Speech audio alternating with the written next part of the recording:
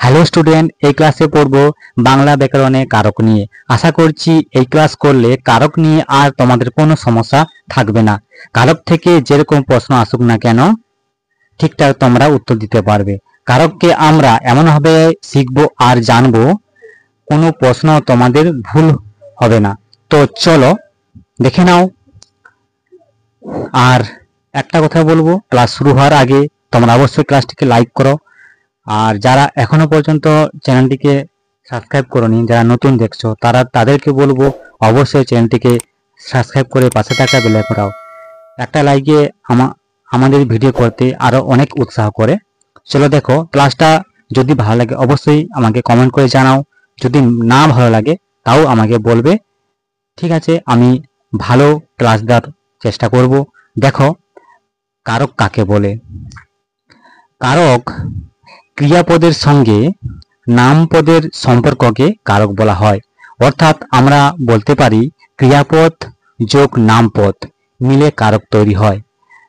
দুটো পদ মিলে কিন্তু কারক তৈরি হয়েছে। কি কি না, ক্রিয়াপদ আর নামপদ। কারককে আমরা কয় ভাগে ভাগ করি? কারককে আমরা 7 ভাগে ভাগ করি। দেখো, কর্তৃকারক, কর্মকারক, করণকারক, সম্পাদন কারক, নিমিত্ত কারক, অপাদান কারক এবং অধিকরণ কারক। এখানে আমরা এই 7 রকম কারককে খুব সহজে মনে রাখবো। তার জন্য একটা আমি সূত্র দিয়েছি, দেখো, ক ক, 3টা ক, তারপরে দন্তস্ব নি ও অ। অর্থাৎ আমরা যদি এটাকে একসঙ্গে বলবো কিভাবে বলবো, দেখো, ক ক ক স নি অ অ।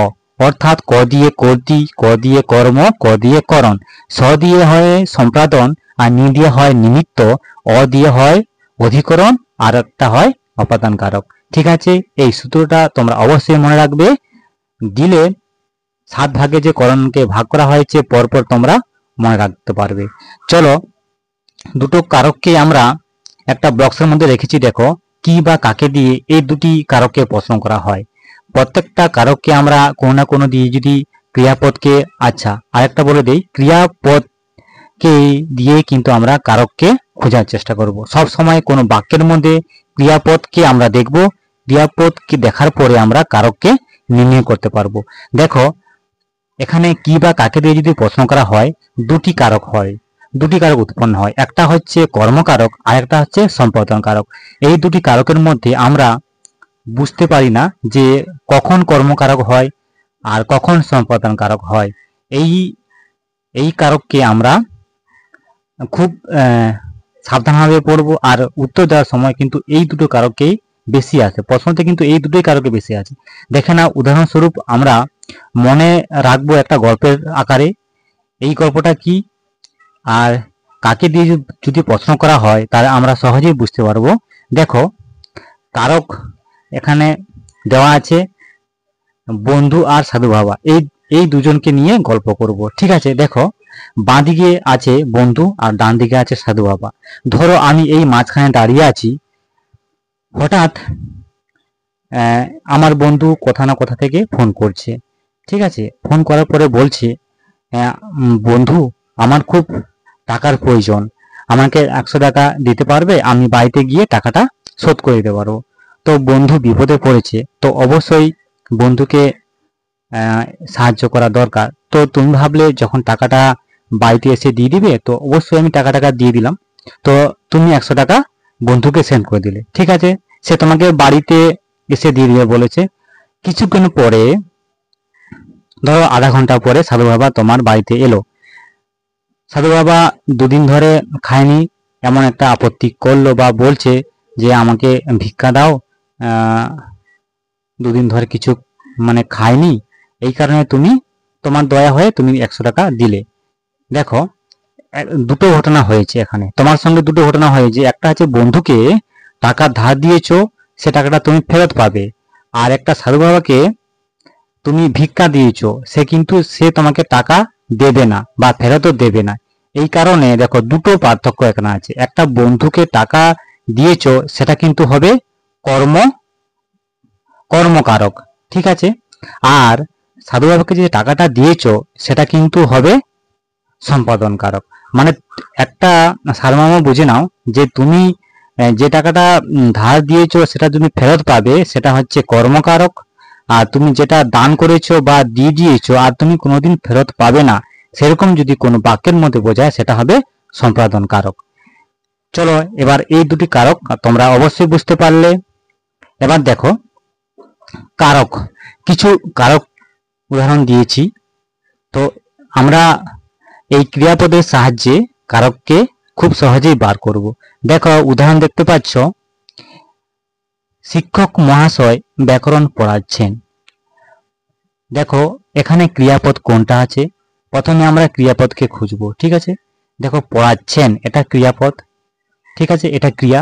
পড়াচ্ছেন, আমি যদি প্রশ্ন করি কি পড়াচ্ছেন, আমি বলতে পারি ব্যাকরণ পড়াচ্ছেন।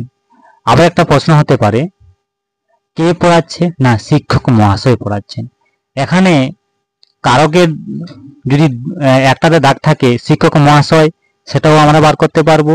যদি ব্যাকরণে দাগ থাকে সেটাও আমরা বার করতে পারবো, খুব সহজেই আমরা বার করতে পারবো। দেখো যদি মনে করো ব্যাকরণে দাগ আছে, তাহলে কি পড়াচ্ছেন সেটা কিন্তু তুমি পড়াচ্ছেন, বর্তমানে পড়াচ্ছেন সেটা কিন্তু, আর এই যে আমি একটু আগে বললাম যে কোনো কিছু দান করার হলে সেটা মানে হয়েই যাচ্ছে, মানে পড়াচ্ছেন, ব্যাকরণ পড়াচ্ছেন, এটা কিন্তু হবে তাহলে কর্মকারক। যদি বলা কে পড়াচ্ছেন, শিক্ষক মহাশয় পড়াচ্ছেন, এটা হবে কর্তৃকারক। তাহলে আমরা খুব সহজে ক্রিয়াপদের সাহায্যে কারককে আমরা বের করতে পারবো। আশা করি বুঝতে পেরেছো। দেখো আরেকটা 2 নম্বরে উদাহরণ দেওয়া আছে, বৃষ্টির জন্য স্কুলে যেতে পারেনি। এখানে দেখো প্রথমে কারক বার করার চেষ্টা করো। পারেনি হচ্ছে কারক। দেখো কোথায় যেতে পারেনি, যদি কোথায় যেতে পারেনি প্রশ্ন করি তাহলে স্কুলে যেতে পারেনি।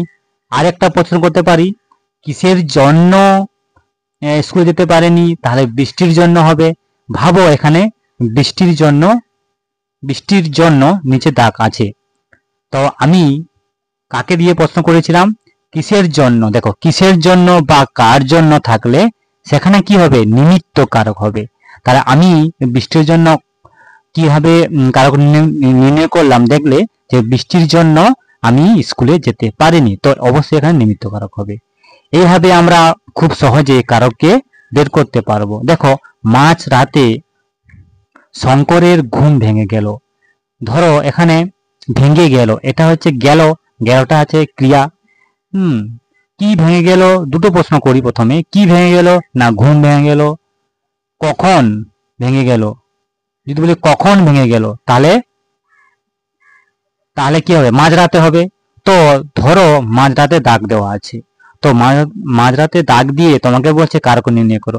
তো আমি দেখতে পাচ্ছি সময়, বিষয়ে, কোথায়, স্থান, কাল এগুলো থাকলে কি হবে, না অধিকরণ কারক হবে। মানে অধিকার করে আছে তাই অধিকরণ কারক হবে। তো মাঝরাতে কি কারক হবে, না অধিকরণ কারক।